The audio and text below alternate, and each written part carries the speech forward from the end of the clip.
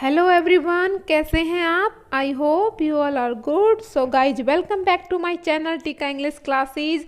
आज हम करने वाले हैं 10th class book first flight से 4th poem how to tell wild animals that has been written by Carolyn Wells के द्वारा लिखी गई है। इस कविता के अंदर किस तरीके से जो पोएट है अलग अलग प्रकार के जो जंगली जानवर है उनको पहचानने के तरीकों के बारे में ये कविता है, उसका वर्णन बड़े सुंदर तरीके से किया गया है कवि के द्वारा। तो बने रहिए मेरे साथ। जिन बच्चों ने वीडियो को लाइक नहीं किया है, चैनल को सब्सक्राइब नहीं किया है, बेल आइकन को प्रेस नहीं किया है, वो फटाफट कर दीजिएगा, और जिन्होंने कर रखा है उनके लिए बहुत बहुत धन्यवाद। चलते हैं आगे। This humorous poem. अब ह्यूमेरियस का मतलब होता है हास्यपद। इट मीन जिसको पढ़ते ही क्या हंसी, एक हंसी वाली पोएम की हंसी आ जाए। This humorous poem suggest some dangerous way to identify or tell wild animals. Read it aloud, keeping to a strong and regular rhythm.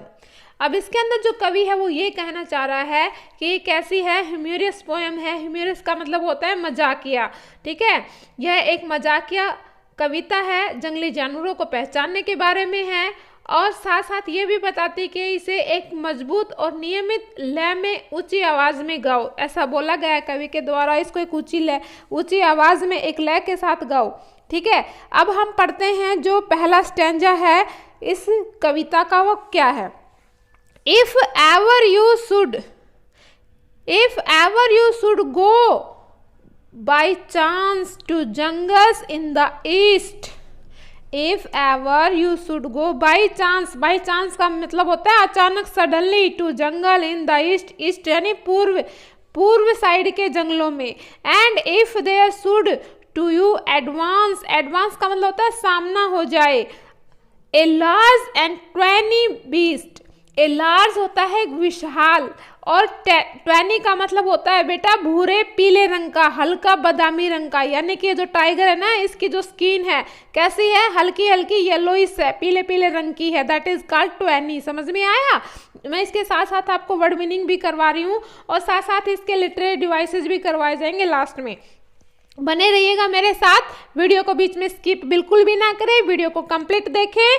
अब जो कवि है ये बताना चाह रहा है, इफ ही रोयर्स, रोयर्स का मतलब होता है बच्चे दहाड़ना, एट यू आप पर, एज यू आर डाइन, यहाँ पर डाइन का मतलब होता है मरने को हो जाना। You will know it is the Asian lion. कहता है कि यदि आपको कभी पूर्व साइड के इलाके के जो फॉरेस्ट है उनमें जाने का मौका मिले और आपको अचानक से क्या हो जाए, एडवांस आपके सामने आ जाए, क्या आ जाए, एक भूरे रंग का, it mean that brownish yellow skin का जो है टाइगर, आपके जानवर आपके सामने आ जाए और वो आप पे दहाड़ने लगे, और उसकी दहाड़ को सुनकर आप मरने को हो जाओ, ठीक है। जैसे कि हम किसी चीज़ से हद से ज़्यादा डर जाते हैं ना, तो हम कहते हैं ना कि हाय मेरा तो जी निकल गया था, मैं तो मरने को हो गया था या मरने को हो गई थी। तो कहते हैं तुम उसको देख के मरने को हो जाओ। यू विल नो, तो तुम ये जानोगे कौन है, ये एशियन लॉयन है। समझ में आ गए बच्चे? तो इसके अंदर कह रहा है कि अगर ऐसा कुछ हो जाए तो तुम समझ लेना कौन है, एशियन लॉयन है। ये किसकी फीचर है, ये एशिया के लॉयन की फीचर है। यहाँ तक समझ में आ गया हो तो बढ़ते हैं नेक्स्ट स्टैंजा में। उसके अंदर जो कवि है वो क्या कहना चाह रहा है, ये तो था एशियन लॉयन की जो है फीचर थी, उसकी विशेषता थी। अब उसके बाद कह रहा है कि दूसरा जो है, और इफ सम टाइम, और कभी कभार, क्या, if some time when roaming around, बेटा रोमिंग का होता है यहाँ पर रोम करते हुए, घूमते हुए, अराउंड चारों ओर, कहीं आपको रोमिंग करते हुए, वॉन्डरिंग करते हुए, घूमते हुए चारों ओर। ए नोबल वाइल्ड, एक नोबल, नोबल का मतलब होता है ग्रेसफुल, देखने में बड़ा ही सुंदर। वैसे अगर हम नोबल का मीनिंग ले तो इसका मतलब भद्र पुरुष समथिंग होता है, नहीं, लेकिन यहाँ पर नोबल का मतलब आप लेके चलोगे दूसरे मीनिंग में, जिसका मतलब होता है शानदार, देखने में बड़ा ही दबंग सा लगे, सुंदर लगे। तो यहाँ पर है बीस्ट, प्राणी, जानवर, ग्रीट्स यू। अब बेटा ग्रीट्स का मतलब होता है मिलना, ग्रीट्स का मतलब क्या होता है, मिलना। ग्रीट्स यू आपको मिल जाए। सपोज करो कभी कभार आपको घूमता हुआ ऐसा जानवर जो क्या है बड़े शान से चलता नजर आ रहा है, और आपको वो मिल जाए, ग्रीट हो जाए विद ब्लैक स्ट्रिप्स, और उसकी बॉडी के ऊपर काले काले क्या है, स्ट्रिप्स है, धारियां हैं, जैसे कि आप इस फोटो में देख सकते हैं, ये काली काली धारियां इस पे बनी हुई है। ऑन ए येलो ग्राउंड, यहाँ पर ग्राउंड का मतलब बच्चे जमीन नहीं है, यहाँ पर ग्राउंड का मतलब होता है बॉडी, या इसका मतलब होता है जो ये क्या है, टाइगर है, इसकी जो बॉडी है, इसका जो शरीर है, उस पे हल्का हल्का येलो कलर है, और उस येलो कलर पे काले काले रंग की क्या है, धारियां बनी हुई है। अगर ऐसा आपको मिल जाए तो भैया समझ लेना, जस्ट नोटिस आपको दिखाई दे जाए, इफ ही ईट्स यू, और आपको खाने को हो जाए, दिस सिंपल रूल में हेल्प यू लर्न, तो ये जो सिंपल सा रूल है, ये जो उसके हाव भाव है, ये आपकी सहायता करेंगे पता लगाने में द बंगाल टाइगर टू डिस्सर्न। डिस्सर्न का मतलब होता है पहचानना। बच्चे डिस्सर्न का मतलब क्या होता है, पहचानना। कहते हैं कि यदि ये इस तरह का जानवर आपके सामने आ जाए तो आप पहचान लेना कि क्या है, ये बंगाल का टाइगर है। बेटा समझ में आया आपके? हाँ जी, आगे देखिएगा, थर्ड जो स्टैंजा है उसके अंदर जो कवि है वो क्या कहना चाह रहे हैं, इफ स्ट्रोलिंग फोर्थ, स्ट्रोलिंग का मतलब होता है वॉकिंग, ठीक है, वॉकिंग यानी कि इधर उधर घूमते हुए, ठीक है। If strolling forth a beast you view, कहते कि एक इधर उधर घूमता हुआ कोई जानवर तुम्हारी दृष्टि में आ जाए, तुम्हारे व्यू में आ जाए, whose hide with spots is peppered. अब यहाँ पर जो है ना, हाइड का मतलब होता है जानवर की जो खाल है वो, यहाँ पर हाइड का मतलब क्या है, जानवर की जो स्किन है वो। हुज हाइड विद स्पॉट, जिसपे क्या है, धब्बे हैं, स्पॉट है, क्या है, धब्बे हैं।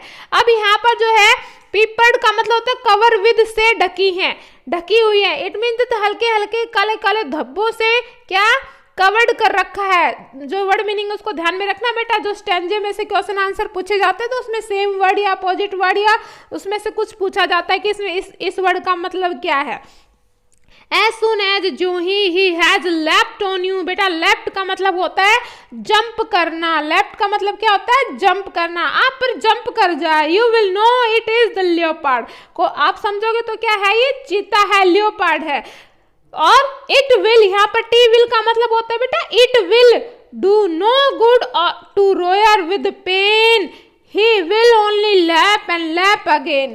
इसका मतलब होता है, क्या कहना चाह रहा है कि इस तरीके से कोई जानवर आपको मिल जाए तो वो क्या है, तेंदुआ है। लियोपार्ड मीन्स तेंदुआ है। कहते कि तुम्हारे द्वारा दर्द में चिल्लाने का कोई लाभ नहीं होगा, क्योंकि वह तुम्हारे ऊपर बार बार उछलकर आता रहेगा और पीड़ा में तुम चिल्लाते रहोगे। कहते कि ऐसा अगर आपको कोई जानवर मिल जाए तो वो लियोपार्ड है, और लियोपार्ड का मतलब होता है तेंदुआ।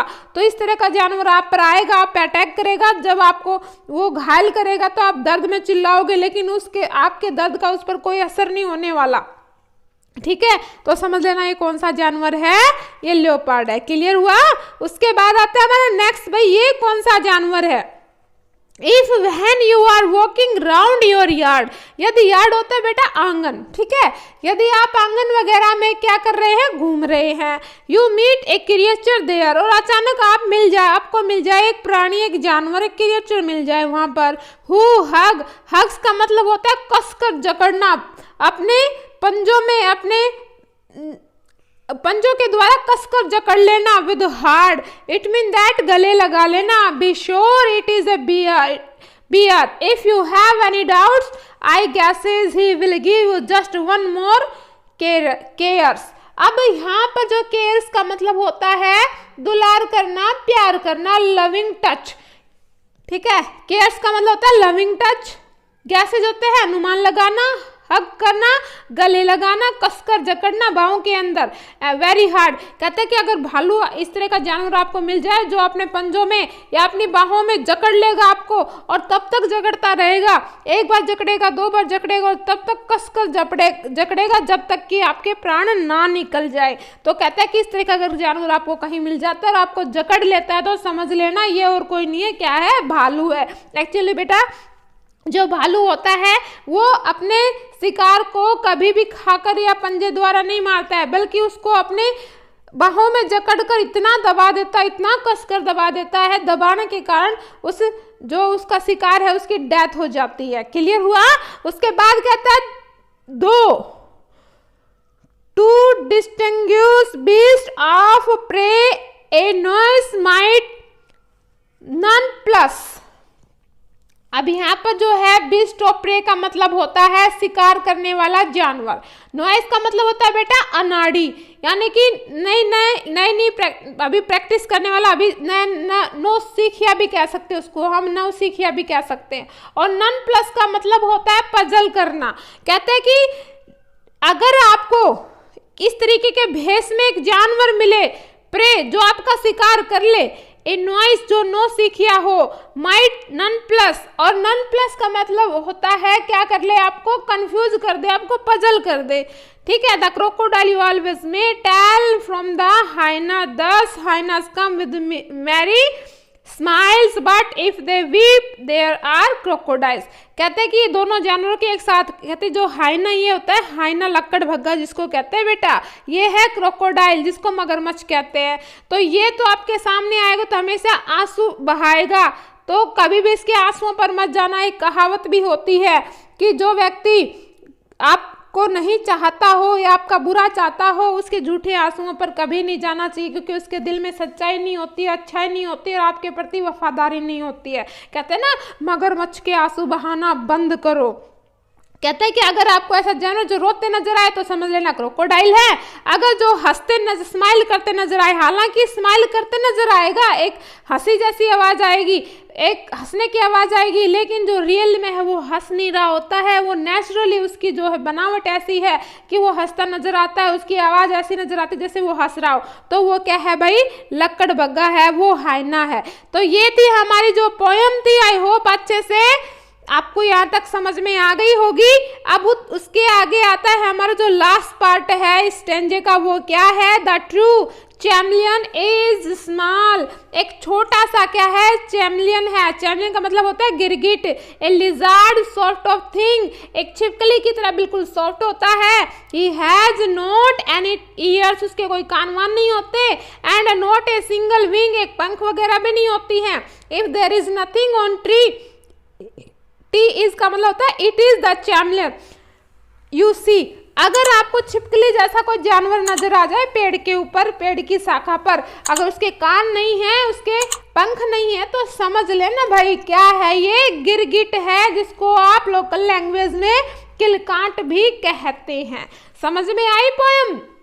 अब हम करने वाले हैं इससे रिलेटेड इसकी जो राइमिंग स्कीम है वो क्या है बच्चे, अब उसको देख लेते हैं। लिटरेरी डिवाइसेस को देख लेते हैं कि इसमें कौन कौन से literary devices have been used here by the poet. Poet ने कौन कौन से लिटरेरी डिवाइसेस यूज किए हैं वो देख लीजिएगा। अब उसके बाद है कि एक तो यहाँ पर हमारी जो राइमिंग स्कीम है वो कौन कौन सी है। राइमिंग स्कीम हमारी बनने वाली है, कौन सी है, A B C C. Clear? ठीक है। अब जैसे अब यहाँ देखो, चांस एक हमारा है, यहाँ पर चांस है बेटा, क्या है, चांस। और सेम आवाज किसकी आ रही है चांस में, चांस है, एडवांस है। तो इसका मतलब क्या क्या है, यहाँ पर ए आ जाएगी, यहाँ पर भी ए आ जाएगी। अब दूसरा हमारा ईस्ट है, बीस्ट है, तो यहाँ पर बी आ जाएगी, यहाँ पर बी आ जाएगी। जो तीसरी लाइन है वो क्या आ जाएगी, वो हमारी आने वाली है, क्या है, जैसे डाइन है, लॉइन है, ये क्या आ जाएगी, हमारी सी आ जाएगी। क्लियर? तो यहाँ पर हमारी क्या हुई, ए बी सी सी। ऐसे ही सेकंड स्टेंजा में, ऐसे ही नेक्स्ट स्टेंजा में, लास्ट तक ऐसे चलेगी। दूसरे पैरे में भी ऐसे बन जाएगी, तीसरे में भी, चौथे में भी, लास्ट तक ऐसे चलेगी। क्लियर? अगर हम करते हैं दूसरे जो लिटरेरी डिवाइसेज हैं वो कौन कौन से यहाँ पर यूज किए गए हैं, आप देख सकते हो। यहाँ पर एक हमारे जो लिटरेरी डिवाइसेज है वो है इंजैममेंट, ENJAMBMENT। ठीक है। एंजैममेंट का मतलब होता है जब किसी भी स्टेंजे की पहली लाइन दूसरी लाइन में जाके कंप्लीट होती है, या तीसरी चौथी पांचवी छठी या आगे जाके कंप्लीट होती है। इट मीन दैट पहली लाइन के लास्ट में कोई भी पंक्चुएशन मार्क्स नहीं है, तो इसका मतलब क्या है, वो इंजम्पमेंट है। देख सकते हो आप, पहली वाली लाइन में कोई यहाँ पंक्चुएशन मार्क्स नहीं है, दूसरे वाले में जाके है, फिर उसके बाद तीसरे वाली में नहीं है, उससे नेक्स्ट वाली में है, तो यहाँ पर ये इंजम्पमेंट ले लेंगे। क्लियर। अब उसके बाद आता है जो दूसरा हमारा कौन सा हो सकता है, वो हमारा एसोनेंस रहने वाला है। एसोनेंस का मतलब क्या होता है, एक लाइन के अंदर जितने भी वर्ड हैं उनके बीच में कोई वोवल दिया गया है तो वो एसोनेंस हो जाएगा। ठीक है, एक होता है कॉन्सोनेंस, एक होता है एसोनेंस। ठीक है, एक कॉन्सोनेंट होता है और एक हमारा हो जाएगा एसोनेंस हो जाएगा। अब एसोनेंस में कौन सा है, यहाँ पर हमारा ओ हो गया, देखो बेटा ये वाला ओ हो गया। ठीक है, तो इस तरीके से ये क्या है, एसोनेंस है। क्या है, एसोनेंस है। क्लियर हुआ। अगर यहाँ पर किसी, जैसे कि आप ले सकते हो दूसरा, अगर यहाँ पर कौन सा बन रहा है भाई, ये इसके अंदर दो हो गए। क्लियर हुआ। अब हम लेते हैं नेक्स्ट वाले में कि नेक्स्ट वाले में हमारे कितने बन सकते हैं, कौन कौन से बन सकते हैं। अब इसके अलावा एक और देख सकते हो, एलिट्रेशन भी देख सकते हो आप। जैसे इसके अंदर भी एसोनेंस बन रहा है, ओ है, ओ है, ओ है, एसोनेंस भी बन रहा है, यहाँ पर भी बन रहा है। दूसरा हमारा लिटरेरी डिवाइसेस बन रहा है एलिट्रेशन। एलिट्रेशन कैसे बन रहा है, जो पहला अक्षर है वो क्या है वर्ड का, कॉन्सोनेंस है, ये वाला वाई भी है, बार बार रिपीट हो रहा है, तो यहाँ पर एलिट्रेशन बन रहा है। क्लियर हुआ भाई। उसके बाद लेते हैं हम नेक्स्ट पैराग्राफ के अंदर जो नेक्स्ट स्टैंजा है उसमें कोई यहाँ पर बन रहा है कि नहीं बन रहा है, तो बन रहा है, तो कहाँ बन रहा है ये देख लीजिएगा एक बार कि दूसरे वाले जो स्टैंजा है उसके अंदर कौन कौन से बन रहे हैं। क्या यहाँ पर कहीं एसोनेंस बन रहा है, हाँ जी बन रहा है। कहाँ बन रहा है, देखिए आप ढूंढिए, यहाँ पर पहली लाइन में बन रहा है एसोनेंस। क्लियर हुआ, ओ आ रहा है बीच में। क्लियर हुआ, एक एसोनेंस यहाँ बन रहा है। अगर हम लेके चलते हैं, क्या यहाँ एलिट्रेशन का कहीं यूज हो रहा है, चेक करो एक बार। अब लेके चले हम, जैसे ये एलिट्रेशन भी है, यहाँ नाउन का आर है, यहाँ रोमिंग का आर है, तो यहाँ पर क्या है, एलिट्रेशन है और एसोनेंस है। क्लियर हुआ। अब चलते हैं नेक्स्ट पैराग्राफ के अंदर, नेक्स्ट स्टैंजा के अंदर, उसमें कहाँ पर कौन सा बन रहा है। अब लगभग तो सभी में यही बन रहे हैं। क्लियर हुआ।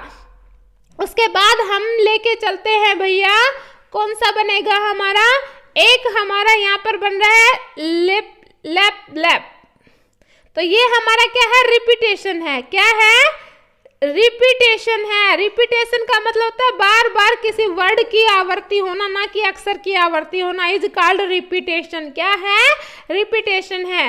इसके अलावा कहीं और भी बन रहा है कि नहीं बन रहा है, हाँ जी बन रहा है, एसोनेंस भी बन रहा है। इसमें देखो बीच में ओ नजर आ रहा है, एक से ज्यादा बार कोई वोवल किसी लाइन के अंदर किसी वर्ड के बीच में बार बार यूज किया गया तो एसोनेंस हो जाएगा। क्लियर हुआ। चलते हैं हम, इसके अंदर भी आपकी कौन सी है। उसके बाद चलते हैं हम नेक्स्ट में, कौन से में भाई, नेक्स्ट में चलते हैं नेक्स्ट, और जो आपकी इसकी राइमिंग स्कीम है वो सेम रहने वाली है, वो कोई सबसे अलग नहीं है, सभी में लगभग क्या है, सेम है। अब हम नेक्स्ट स्टेंजे पे चलते हैं, क्या उसमें कोई लिटरेरी डिवाइसेस है, चलो चेक करो फटाफट, आप चेक कीजिए जल्दी जल्दी, है तो है कि नहीं है। अगर हम लेके चलते हैं, यहाँ पर देख लीजिएगा वाई है, तो क्या है भैया, एलिट्रेशन है। जब किसी भी लाइन के अंदर किसी भी वर्ड का पहला अक्षर कॉन्सोनेंट और बार बार रिपीट किया गया, that is called alliteration. Clear हुआ। अब हम लेके चलते हैं दूसरा, एक देखो यहाँ मीट में ई है, क्रिएचर में ई है, देयर में ई है, तो यहाँ पर कौन सा हो रहा है, एसोनेंस हो रहा है। क्लियर।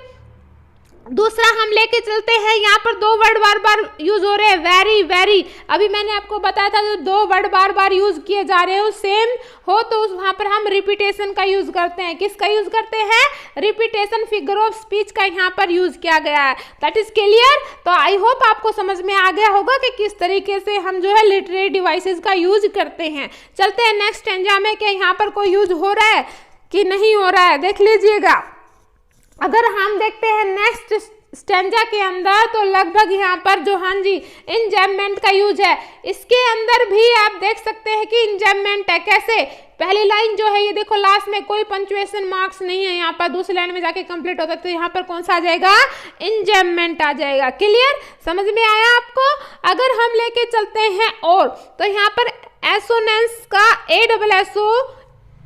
ASSONANCE, एसोनेंस का मतलब होता है जब किसी लाइन के अंदर किसी वर्ड के बीच में कोई वोवल का यूज किया गया बार बार यूज हो रहा है तो उसके अंदर एसोनेंस फिगर ऑफ स्पीच का यूज होता है। तो इसके अंदर ओ का यूज हो रहा है, क्लियर। तो ये वाला हो जाएगा। अब इसके अलावा जो हमारा बन रहा है 10 में और दी में, क्या है हमारा टी जो वर्ड है बार बार रिपीट हो रहा है, तो यहाँ पर क्या है बच्चे, एलिट्रेशन है। क्लियर हुआ, यहाँ पर क्या है हमारा, एलिट्रेशन है। अब हम यूज करते हैं, अगर दूसरा देखें तो यहाँ पर देखो, यहाँ पर भी दे है, यहाँ भी दे है, तो क्या आ जाएगा, रिपीटेशन आ जाएगा। अब लास्ट वाले जो आपका स्टैंजा है उसके अंदर भी है क्या कोई लिटरेरी डिवाइसेस, चेक करते हैं। चलो लेट अस चेक। यहाँ पर जो फर्स्ट है, सेकंड लाइन, थर्ड लाइन, और आई थिंक, हाँ भाई कुछ नजर आया आपको, that is see. Okay okay, तो ये थे हमारे, क्या हो गए, सारे हमारे लिटरेरी डिवाइसेस थे। और इसकी भी राइमिंग स्कीम क्या है, एक बार लास्ट वाले स्टेंजे में बता देती हूँ, वैसे बाकी में सब में सेम रहने वाली है, ए बी सी सी, ठीक है। जैसे स्मॉल के अंदर कैसे आइडेंटिफाई किया आपने, स्मॉल के अंदर क्या आ जाएगा, ए, तो सेम टू सेम ऐसे कोई आवाज होनी चाहिए, ऐसी कोई लयबद्धता होनी चाहिए जो इसी वर्ड से सेम मिलती हो, तो वो क्या है, ऑल। तो स्मॉल ऑल में मिलती जुलती आवाज है तो क्या हो जाएगा, ए। दूसरा हमारा थिंग और विंग में मिलती जुलती आवाज है तो इसमें हो जाएगा बी। और तीसरे वाला अगर सेम नहीं है, बिल्कुल अलग है, तो उसको लेके चलेंगे ट्री और सी को सेम हो जाएगी। तो बच्चे यहाँ पर जो है वो हमारे कौन से लिटरेरी डिवाइसेस यूज किए गए हैं, इसकी राइमिंग स्कीम क्या है वो सारे मैंने एक्सप्लेन कर दी है। और इससे रिलेटेड आपको अगर बाकी के क्वेश्चन आंसर की वीडियो देखनी है, वन लाइनर क्वेश्चन की देखनी है, तो बाकी के आप डिस्क्रिप्शन बॉक्स में लिंक मिलेगा, वहां से देख सकते हो, और प्लेलिस्ट में भी देख सकते हो। मिलते हैं नेक्स्ट वीडियो में नेक्स्ट टॉपिक के साथ, तब तक के लिए goodbye and take care.